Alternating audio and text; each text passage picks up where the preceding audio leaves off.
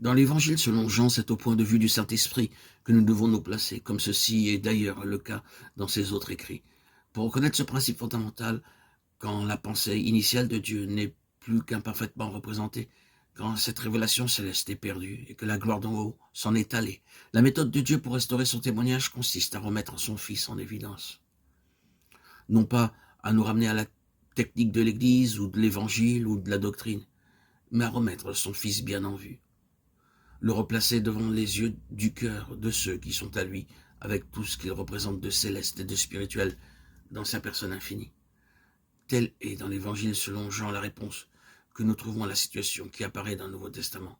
Ces écrits, dans leur ensemble, nous font voir clairement que l'Église était en train de perdre sa position céleste. Laisser la porte s'ouvrir à toutes sortes de choses et devenait d'une manière générale une affaire terrestre. Qu'est-ce que Dieu va faire? Comment va-t-il s'y prendre pour réaliser son dessein qui paraît si dangereusement compromis, qui semble presque impossible de sauvegarder? Il fera réapparaître son Fils au regard de ceux qui lui appartiennent. La réponse de Dieu à tout ce qui arrive est toujours dans son Fils. Retenez-le. Qu'il s'agisse du monde qui se prépare pour l'Antichrist, la réponse de Dieu à l'Antichrist ne sera autre que Christ dans tout le resplendissement de sa gloire divine.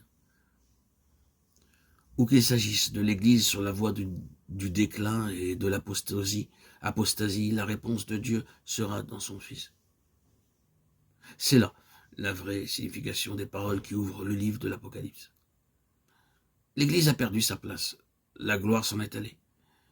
Mais Dieu intervient tout à coup avec une présentation nouvelle de son Fils. Je suis le vivant. J'ai été mort et voici, je suis vivant au siècle des siècles. Et je tiens les clés de la mort et du Hadès. Christ est présenté ensuite, tout est mesuré et jugé à la lumière de cet homme céleste qui a son roseau à la main pour mesurer.